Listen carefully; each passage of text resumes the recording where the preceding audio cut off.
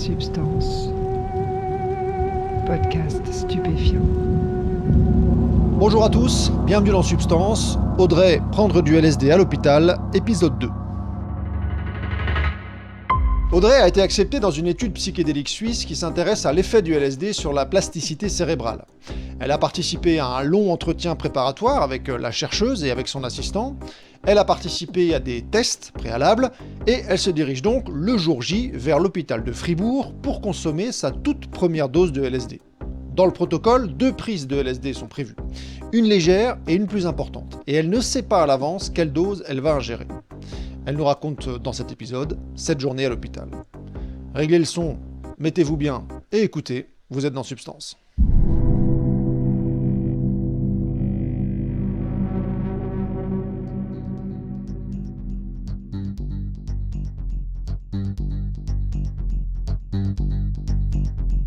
Le jour de la première prise, donc je savais pas si j'allais recevoir la grosse dose ou la petite dose, qui n'était pas précisée. Je savais pas si j'allais avoir 100 microgrammes ou quelque chose de plus petit.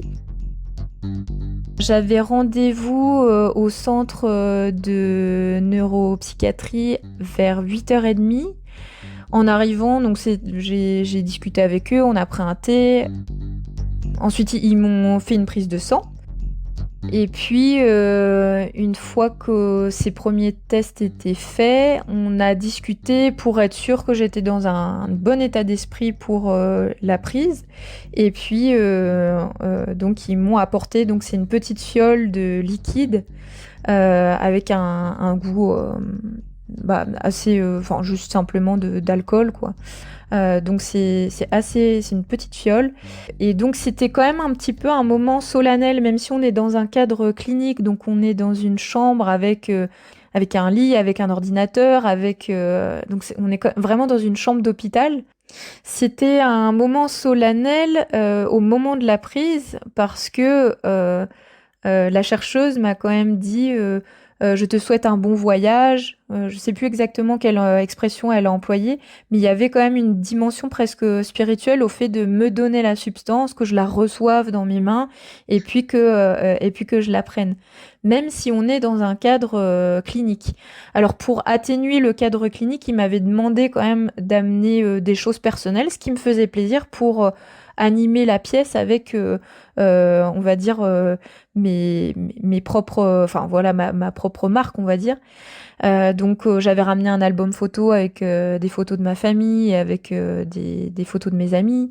J'avais ramené aussi évidemment de la musique avec mon casque.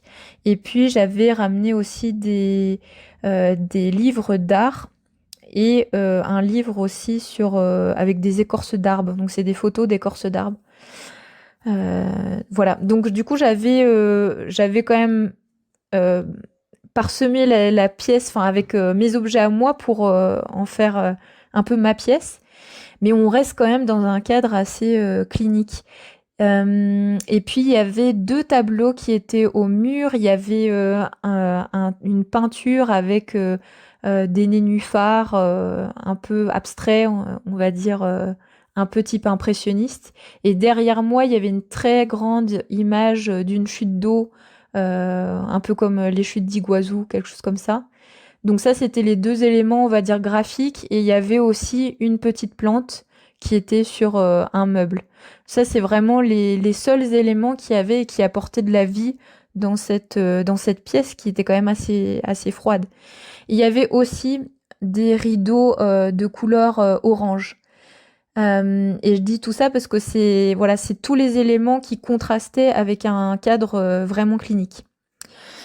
Donc une fois ce moment solennel passé, et une fois que j'avais pris le LSD, on a commencé une petite méditation. Donc la chercheuse a mis une musique, j'ai fermé les yeux. Et je pense que c'est un moment qui a dû durer un quart d'heure où j'ai pu me relaxer complètement. Et voilà, donc elle a répété les éléments qui étaient essentiels pour que l'expérience se passe bien. Donc le fait de se laisser aller, de se focaliser sur ma respiration. S'il y avait des moments pendant le trip qui étaient un peu plus compliqués, de toujours revenir à ma respiration et de toujours se dire que de toute façon c'est un moment qui passe. Et puis à la fin de la journée, voilà, c'est une expérience qui sera passée et il y aura pas forcément enfin il y aura pas de poursuite des effets dans le temps en fait. Donc il fallait tout simplement se laisser aller. Donc ça c'est des choses qu'elle a pu répéter et c'est vrai que c'était hyper important dans ce contexte pour me rassurer et pour me souvenir voilà des choses que je pouvais faire pour orienter le trip ensuite. Et puis à la fin de la méditation, j'ai ouvert les yeux et j'avais aucun effet. Donc je leur ai dit bon, je suis complètement relaxée, mais je trouve ça étrange parce que j'aurais pensé que, par exemple, j'aurais vu les nénuphars sur la peinture s'animer et j'avais même pas fini ma phrase que d'un seul coup je voyais les nénuphars complètement s'animer devant moi et c'était magnifique de voir ça. J'avais jamais vu des couleurs aussi vibrantes et enfin un tableau aussi joli, alors que c'était un tableau tout à fait normal quelques minutes avant. Et là, c'était un tableau qui était plein de vie et qui était plein de joie. Et donc voilà, j'ai dû passer peut-être 5 minutes à être complètement interloquée devant ce tableau. Et, et les effets commençaient à monter, donc je sentais de plus en plus d'émotions fortes juste à regarder ce tableau. Et donc à un moment donné, je me suis sentie un petit peu submergée dans le sens où voilà, j'avais un petit peu la tête qui tournait parce que c'était beaucoup d'informations et beaucoup d'émotions. Donc la chercheuse m'a invitée à peut-être m'allonger, elle m'a proposé, est-ce que tu veux t'allonger sur le lit pour ce début d'expérience. Et donc je me suis allongée et là, elle a mis de la musique et là, je suis complètement partie. Je suis complètement... Voilà, donc c'est un moment qui a duré, je sais pas combien de temps ça a duré, mais je regardais les rideaux orange à côté de moi, puis ils flottaient, ils bougeaient, c'était vraiment très joli. Et c'est un moment qui a duré assez longtemps. Mais voilà, j'étais juste partie, j'étais juste plus là. Et à un moment donné, ma conscience est un petit peu plus revenue. Et là, par contre, j'avais des pensées qui partaient dans tous les sens. J'avais cette sensation que, effectivement, ce mur intellectuel dont je parlais tout à l'heure, il était tombé et j'avais l'impression d'avoir des petites ampoules qui s'allumaient partout dans mon cerveau et qui se connectaient les uns avec les autres. Et c'était tellement rapide et les pensées qui se succédaient étaient tellement rapides que je ne pouvais pas les exprimer en paroles. C'est comme si ce qui se passait dans mon cerveau et mes pensées, c'était la vitesse de la lumière et le langage, c'était la vitesse du son. Donc ça ne peut pas... on va dire que le langage, c'était un moyen qui était trop limité pour exprimer ce qui se passait dans mon cerveau. J'avais vraiment l'impression d'avoir un super ordinateur qui se mettait en marche. Et il y avait un côté assez frustrant à ça parce que j'avais envie de leur expliquer tout ce qui se passait et tout ce à quoi je pensais. Et j'avais l'impression d'avoir des idées de génie, alors que sans doute je passais par plusieurs platitudes, mais j'avais l'impression d'avoir tout compris, j'avais l'impression d'avoir compris la vie.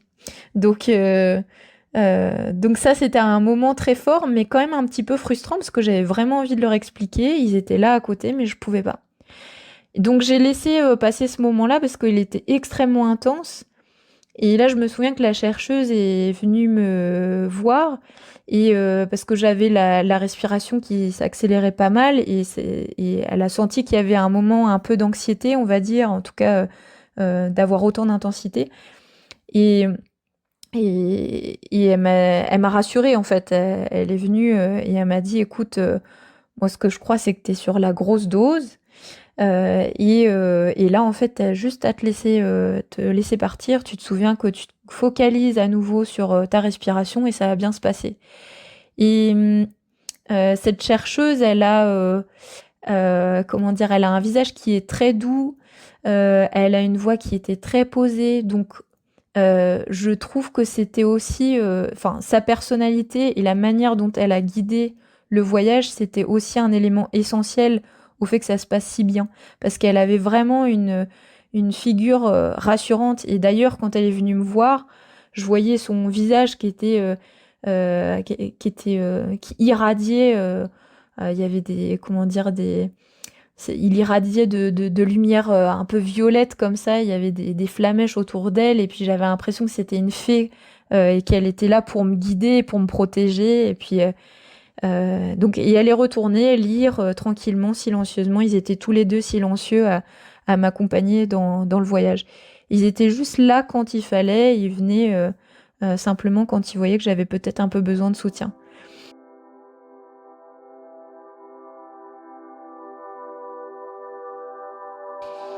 Et puis, donc j'ai repris ma respiration et passé cette séquence, on va dire, du cerveau qui part dans tous les sens. Et je suis passée à une autre séquence du trip où là, c'était quelque chose de très fort émotionnellement. Encore une fois, c'était pas du tout quelque chose qui était attendu pour moi, parce que je savais pas du tout ce qui allait se passer pendant le trip, mais j'ai pensé beaucoup à ma famille, à mes parents. J'ai ressenti beaucoup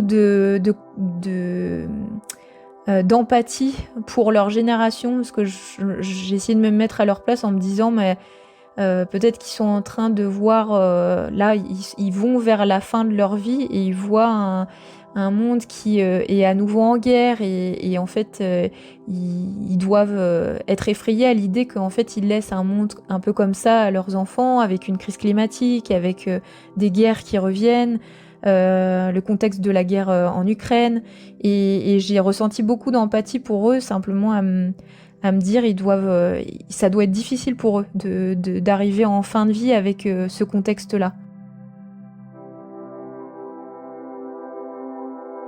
Et puis ensuite, j'ai commencé à feuilleter mon album de photos de famille avec mes amis. Et donc là, c'était un moment très fort émotionnellement parce que je me suis dit tout simplement, je me suis sorti une platitude, tout ce qui compte en fait, c'est l'amour. C'est un trip totalement hippie, bien sûr, c'est une platitude évidente, voilà. Mais en fait, toutes ces dernières années, comme je disais tout à l'heure, j'étais un peu paumée spirituellement. Je sais pas trop quel est le sens de ma vie, etc. Et en fait, là, j'ai tout simplement quelque chose qui me recentre sur une évidence. C'est en fait une vie réussie, c'est quoi? C'est une vie qui est remplie d'amour. Donc qui est remplie d'amour autour de la famille, avec les amis, avec peut-être un amour romantique. Et donc en fait, c'est ça l'essentiel dans la vie. C'est pas la carrière, c'est pas le fait de réussir socialement, c'est pas l'argent, c'est tout simplement l'amour avec les gens qui sont autour de soi. Et effectivement, si à 50 ans je me dis qu'est-ce que c'est une vie réussie pour moi, voilà, j'aurais réussi ma vie si j'ai beaucoup d'amour autour de moi.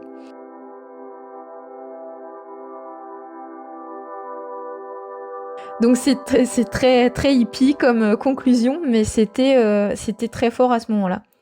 Et puis ensuite, je suis passée à une autre étape de mon trip où là, j'avais préparé ma playlist de musique électro. Donc je fais aussi de la musique électro, moi, je compose de la musique.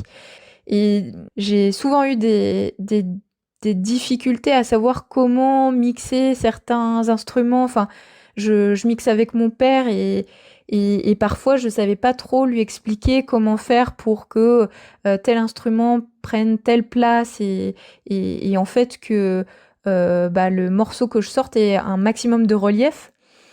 Et donc là en fait j'avais préparé un tas de morceaux pour savoir qu'est-ce que j'allais en retirer avec une expérience LSD, qu'est-ce qui allait apparaître en fait en écoutant ces morceaux-là que j'aime tant, avec des mix que j'aime tant, en fait c'est quoi leur secret. Et puis Et puis, du coup, j'ai écouté ma playlist, dont des morceaux que j'adore un duo de DJ qui s'appelle Weval. Et j'adore leur mix. Et effectivement, j'ai pu sentir que du côté droit, j'avais la basse qui arrivait comme ça, mais très précisément. Là, j'avais la charlet qui arrivait du côté droit. J'avais les voix qui étaient au milieu. Enfin, en fait, j'ai vraiment ressenti spatialement le mix. Et ça m'a fait comprendre en fait l'importance de la stéréo tout simplement et de comment faire pour panner les instruments, j'ai vraiment ressenti spatialement ce que ça faisait. Et, et ça m'a donné plus tard, dès le lendemain, en fait, j'ai appelé mon père et je lui ai dit, écoute, sur ce morceau-là, en fait, je pense que la batterie, il faut qu'on la replace comme ci. La basse, il faut lui donner plus de fréquence basse. Et voilà, donc on a discuté du mix le lendemain de cette expérience-là parce que j'avais eu certaines révélations par rapport à des morceaux que j'avais écoutés. Et au-delà de ça, au-delà de ce que ça m'a enseigné, c'était juste un moment d'euphorie pure. J'étais comme une gamine. Je me souviens, il y avait l'assistant chercheur qui était là et qui jetait de temps en temps des coups d'œil pour voir comment j'allais. Et il me voyait, mais hilar, enfin pas hilar, mais disons, j'étais comme une gamine à écouter ma musique comme si c'était la première fois que je l'écoutais. Et même chose avec les bouquins que j'avais ramenés, donc un bouquin d'art de Konrad Rosset, donc avec des portraits faits en pastel, et il s'animait complètement sous mes yeux. C'était magnifique de voir ça. J'avais vraiment l'impression d'être un nouveau-né qui est à nouveau complètement en extase devant les choses qu'il découvre. C'était magnifique de voir tout simplement la vie en fait, enfin juste des choses très belles qu'on voit tous les jours. Et puis pareil pour mon bouquin d'écorce. Donc là je voyais vraiment en relief les écorces des arbres sous mes yeux. C'était magnifique. Donc ce qu'on voit aussi, c'est que finalement,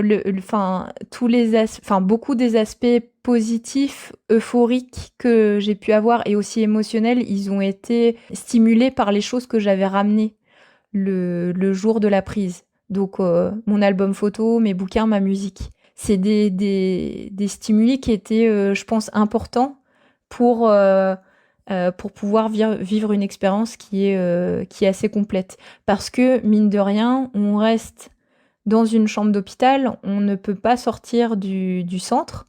On peut se balader dans le couloir, aller sur un balcon pour voir, accompagné d'un chercheur, pour voir à l'extérieur. Depuis la fenêtre, je pouvais voir les montagnes au-delà de Fribourg et je pouvais voir les arbres qui bougeaient. Mais autrement, on reste quand même dans un contexte d'une chambre d'hôpital et donc avec les limites que ça suppose. Et évidemment, les éléments que moi j'avais amenés, ça a permis de vivre une expérience beaucoup plus forte que ce qui était possible juste avec une chambre vide. Et puis, une fois cette période-là terminée, j'ai mangé avec eux. Donc on était à peu près, il devait être 14h, sachant que j'avais pris le LSD à 9h. Et puis à ce moment-là, ils m'ont proposé de faire les tests et les exercices, donc j'ai accepté. Et on a commencé par les tests sur ordinateur avec l'électroencéphalogramme. Et le premier test, c'était d'écouter les deux morceaux de musique. Donc elle m'a fait écouter le premier morceau de musique. Donc là, j'étais toujours dans ma phase d'euphorie, donc je trouvais ça un peu ridicule d'avoir un morceau de yoga. Donc je rigolais en écoutant le morceau de yoga après avoir écouté des trucs électro super chouettes. Et puis elle lance la deuxième musique et là, je me suis complètement effondrée. Mais vraiment, je me suis mise à pleurer et à être complètement chamboulée par l'écoute de ce second morceau. Et je me suis retournée vers elle et je lui ai dit « Mais c'est le morceau que t'as mis au début du trip. » Et donc elle m'a juste fait un petit sourire, elle a acquiescé.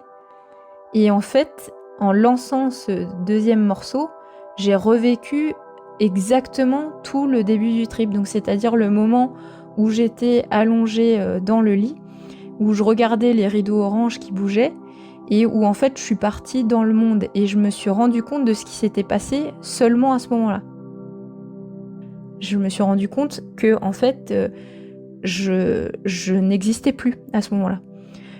Que j'étais partie dans les rideaux, que j'étais partie dans le monde, dans les feuilles, dans les arbres, dans la montagne, et que c'était le meilleur des sentiments, la meilleure sensation du monde, parce que je n'existais plus. Alors je n'existais plus, donc j'étais même pas une sensation, j'étais plus là. Et je me suis rendu compte du coup que j'ai vécu ce que les psychonautes recherchent, donc la fameuse mort de l'ego, et à quel point c'était magnifique de ne plus être là. Ça n'est pas grave en fait, puisque une fois qu'on n'est plus là, on fait partie du monde. Et il y a une sérénité tellement incroyable à savoir ce qui va se passer en fait une fois qu'on sera mort. On sera juste dans le monde et voilà. Enfin, ça donne.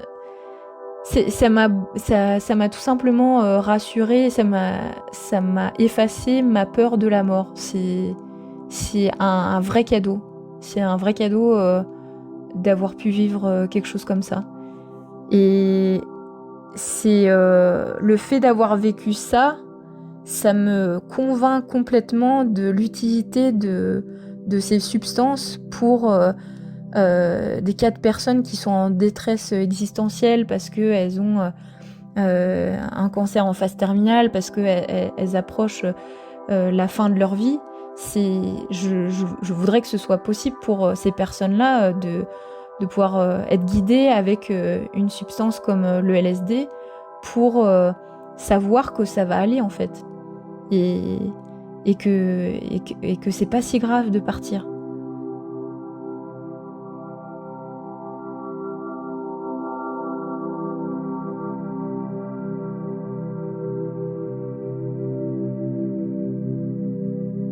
C'est aussi pour ça, parce que mon expérience a été pour moi complètement bouleversante. J'estime que c'est dans le top 3 des expériences existentielles les plus fortes. Donc la première, c'est le fait d'avoir perdu un proche. La deuxième, je dirais, c'est le fait de tomber amoureux. Et la troisième, c'est ça, c'est la prise de LSD et les cadeaux que ça m'a donné. Le fait de pouvoir me recentrer sur des choses essentielles, de savoir que tout simplement, c'est voilà, c'est le fait de ressentir de l'amour autour de soi qui fait le succès d'une vie. Et puis en fait aussi le fait de savoir que c'est pas grave de mourir. C'est des vrais cadeaux. Et je suis un petit peu comme Timothée Leary là-dessus. J'aimerais que tout le monde puisse avoir une expérience comme ça pour pouvoir se rendre compte des choses essentielles pour eux.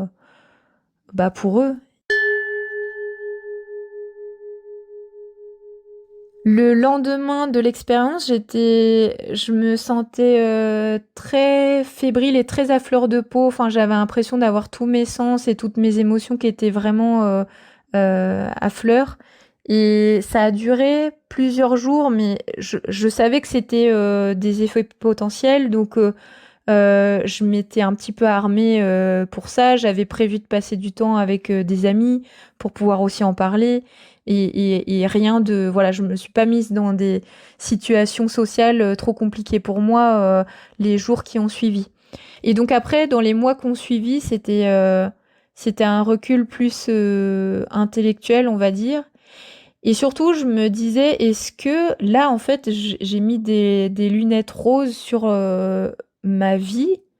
Est-ce que ces lunettes, elles vont partir à un moment donné ou pas? Et donc, j'ai essayé d'observer les mois qui ont suivi, les conséquences. Donc, j'en ai pas parlé à tout le monde, par exemple. J'en ai parlé à mes amis proches, mais par exemple, j'en ai pas parlé à mes parents.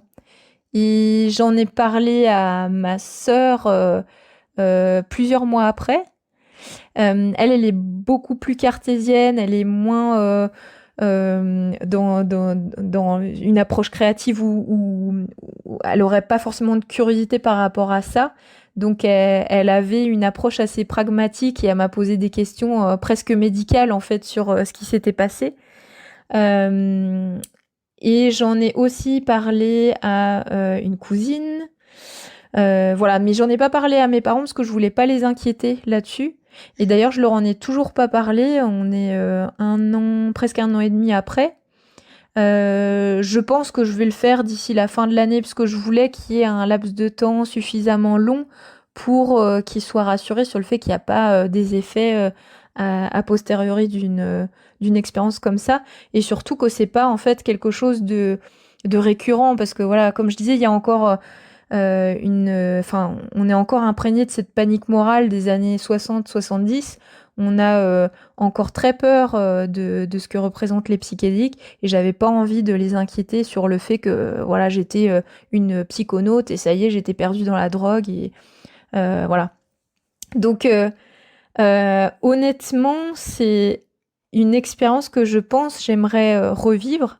Alors, ça sera évidemment pas la même, mais j'aimerais reprendre à un moment donné des psychédéliques, mais c'est pas quelque chose dont j'ai besoin du tout. Enfin, voilà, c'est peut-être que ça arrivera dans 5 ans, ou peut-être que voilà. En tout cas, je le garde en tête pour la fin de ma vie, par exemple. C'est quelque chose que si je me projette à la fin de ma vie, j'aimerais bien avoir la possibilité d'avoir un trip à nouveau accompagné dans un cadre sécurisé pour faire à nouveau la paix avec la mort, quoi, quand ce sera vraiment nécessaire à la fin de la vie.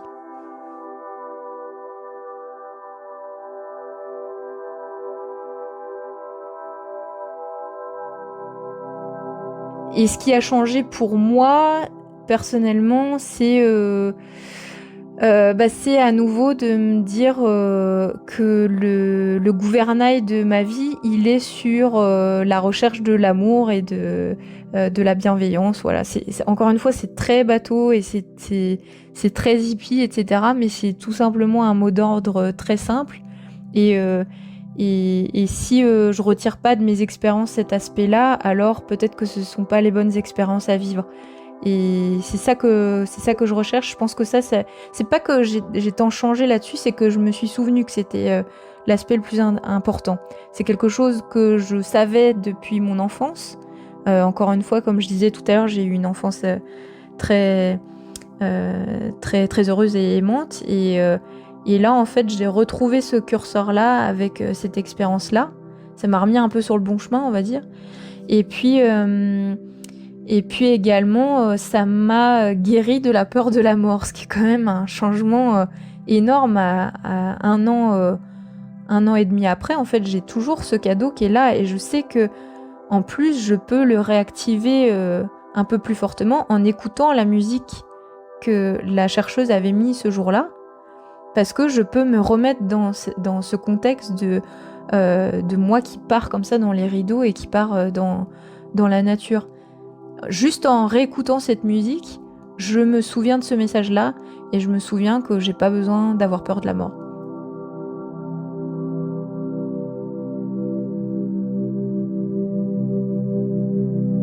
Et voilà pour le témoignage d'Audrey, merci à elle, c'est très intéressant je trouve de constater qu'on peut très bien vivre une expérience psychédélique signifiante spirituellement, même dans le cadre quelque peu austère d'une étude scientifique.